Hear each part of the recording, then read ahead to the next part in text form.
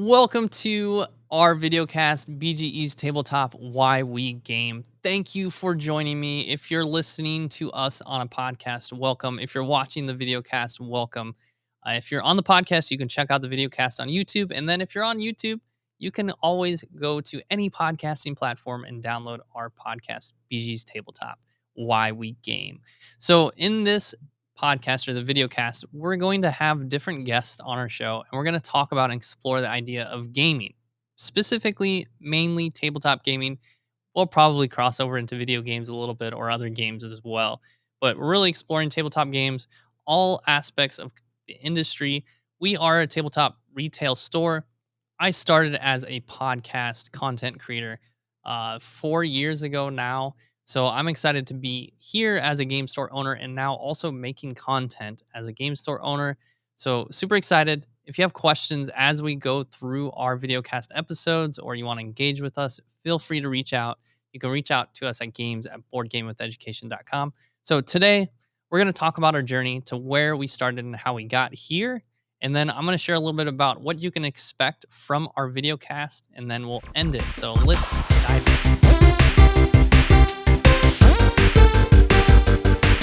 All right, so we're BGE's Tabletop. That is a retail store. This is our name for our game store. But you must be wondering, what the heck does BGE's mean? So BGE stands for Board Gaming with Education. So we started as a podcast about 4 years ago now, 2016, maybe 2015. We started Board Gaming with Education. So our podcast was originally titled Board Game with English. So you can search that on your podcasting platform, search Board Game with Education. You'll find over 150 episodes with different guests that we had on the show. That podcast started as Board Game with English, and the whole goal of it initially was to create episodes for English language learners that they could listen to, learn vocabulary, learn grammar structures within a different tabletop game, and then be able to go out and play it with English language speakers. It was something that teachers could also use in their classroom or as homework to assign to students and then come play the games in their class. What we noticed is a lot of teachers that weren't English language teachers were listening to our show. So we decided, all right, we got to do something about this. Our episodes, if you go listen to the first like 8 episodes, we're talking super, super slow. We're using very simple vocabulary because, again, our target audience at that time were English language learners. So when we found out a lot of people were listening to our show that weren't English language learners, we decided we needed to rebrand and we became Board Gaming with Education. All right. So, what is Board Game with Education? Well, again, it was a podcast. We started to share with teachers how they can use tabletop games in their classroom. So, how you can leverage game based learning or gamification teaching techniques in your classroom through tabletop games. So, we started interviewing a lot of guests. I want to say we probably interviewed about 70 guests, maybe. There are a few solo episodes in the podcast as well. And we had guests on the show to talk about how they used games in their classroom or games in their learning environments. So, really insightful. If you are interested in that, check out Board Game with Education, the podcast. Again, we ended it about a year and a half ago. And if you're listening to the Board Game with Education podcast, because we're going to send this out into the podcasting stream so you can know that we have a new podcast, BGE's Tabletop. Um, you will know that we are ending the Board Game with Education podcast and we have our new one, BG's Tabletop. So, what are we going to do with BG's Tabletop, this video cast? So, the video cast is going to kind of be an arm or an extension of our tabletop game store. So, going back to how we started as a podcast, Board Game with Education, one thing we started doing pretty early on with the podcast is hosting events. And those events were run in Taiwan. We ran the events in Taiwan and we hosted language exchanges. I also used some tabletop games, some tabletop game-based learning teaching strategies in my tutoring. And I also did some professional development sessions for educators in Taiwan on how to leverage tabletop games in their classrooms. So we started hosting these events, and that's kind of where our business model started. So we were a podcast hosting events in Taiwan. We were doing awesome. It was really great. We had a cafe in Taiwan that a buddy owned. It was a vegan cafe, and we were able to host some events in their bottom basement area. It sounds basement. I guess not really basement. It kind of like a split entry type of restaurant. And the top was their like main food area, and the bottom was kind of like a bar cafe experience. So we hosted language exchanges there. Really awesome. It if anybody has tried to do a board game community or any gaming community or any community really in general, you can know that it takes some time to get going. So it did take us a bit of time, but within I think want to say I mean just like a month or two, we were getting pretty consistent people showing up. But within a year, we were packed every single night that we hosted it. There were tables full of people, and it was a language exchange through tabletop games. So you could come in, you could say, "I want to practice Chinese or Mandarin while I'm here," and you write on your name tag, "Practicing Mandarin, speaking English." And then or you can go in and you can practice English or you can practice any other language. Mainly it was Mandarin and English because we were in Taiwan and you were either wanting to learn English or you're wanting to learn Mandarin. But we did occasionally have some people say, "Oh, and practicing like Spanish."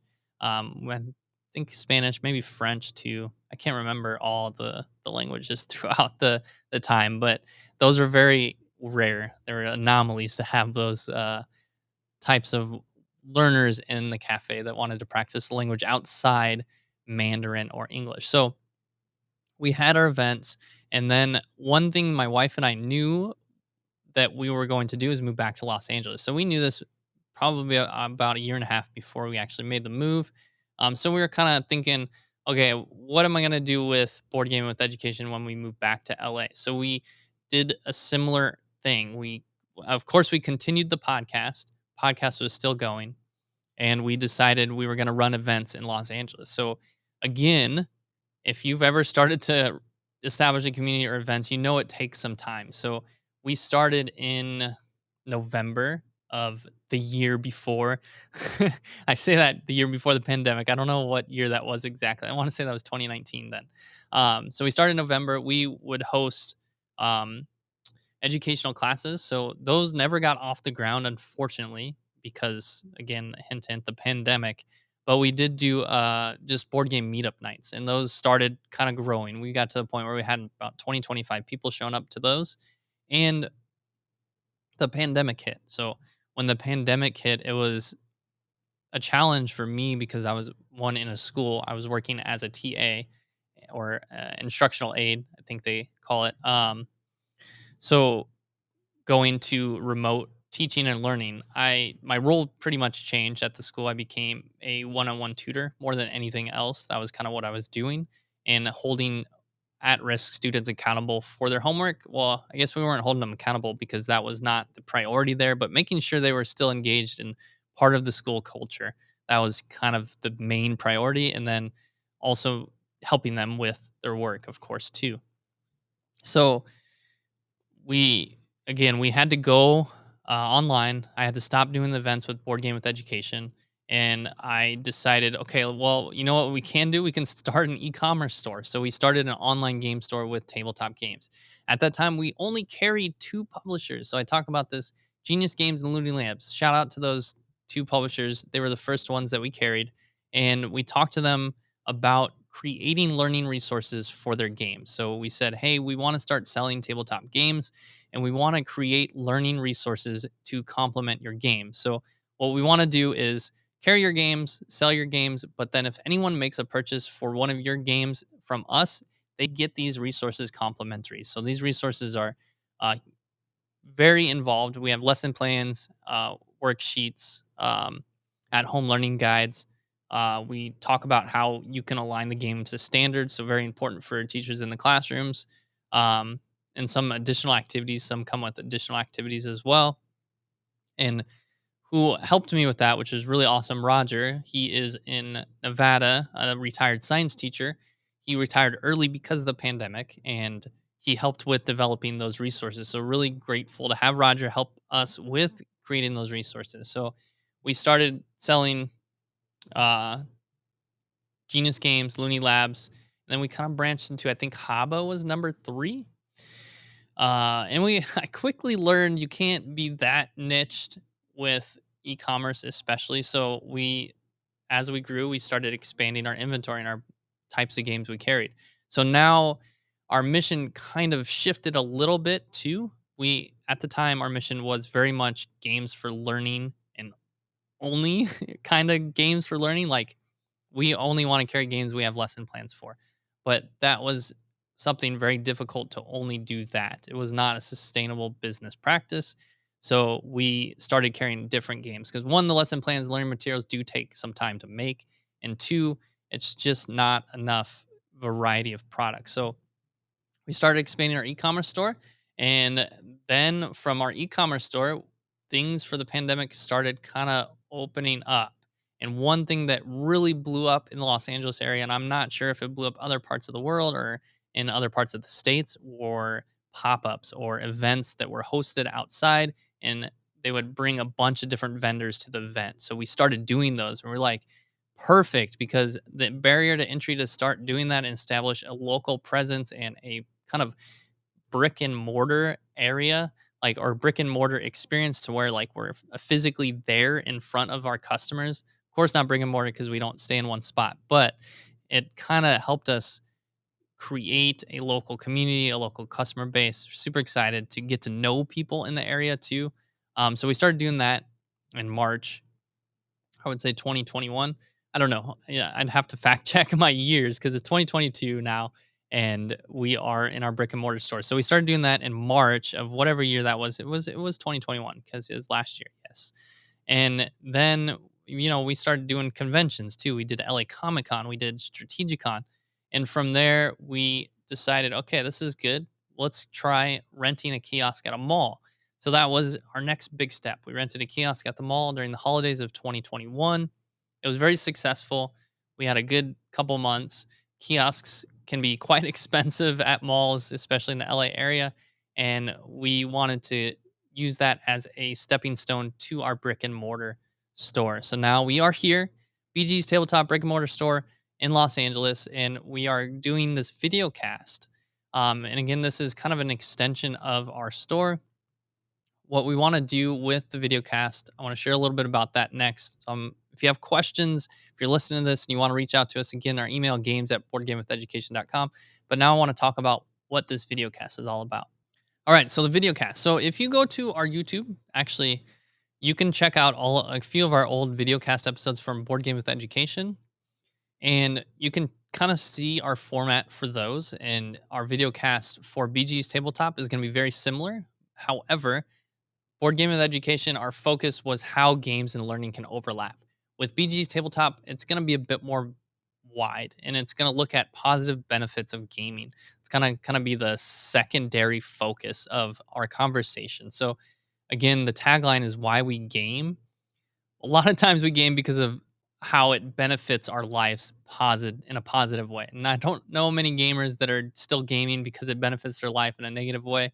Of course, we always joke about like the addictions of buying a lot of games and buying a lot of products. And of course, if you need to seek some help on that in a jokingly, but also a serious way, you should. But um, we're going to have guests on and talk about the positive benefits of tabletop games, talk about also different behind the scenes industry people on the show, like publishers, other content creators, other retail store owners, um, just different conversations around tabletop games. So the Board Game with Education podcast, a lot of the guests were very much in the board game hobby. So it will be interesting. We're a game store, so we carry products that are like collectible card games like Pokemon, Magic the Gathering. So I'm super excited and a little nervous to kind of branch out into those communities for guests to come on our show in those communities too. Because up until now, I am very much a voyeur of those communities. I've watched a lot of content online because I sell those products and I want to be very familiar with what we sell. So I kind of stay up to date on that stuff. So we're going to have guests on the show. We'll have some other segments as well. What we did with our Board Game with Education podcast, which we will try to continue, is play a game with our guests. It's a little last minute segment that we do with guests. A lot of fun.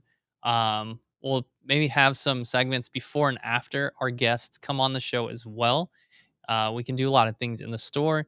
May eventually have some guests in the store. We'll have different special episodes. If you, again, I like to reference our old podcast because I'm going with what I know and kind of expanding and building on it.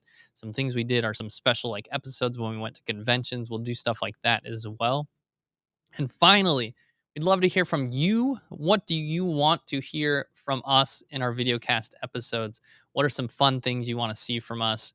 Um, Again, we're also looking for guests. So if you are interested or like to come on our show, reach out to us, games at boardgamewitheducation.com. And if you have any questions for us or any ideas, again, send us an email. But that's pretty much it. That was our journey. That's where we are now. We're super excited for this videocast episode. It is May of 2022, and it's mid-May. We're going to start recording episodes now. So when we do finally launch, you should be ready to see an episode about once a week. So super excited. Subscribe to us if you're on the podcast. If you're on YouTube, subscribe to us, and we'll see you next time.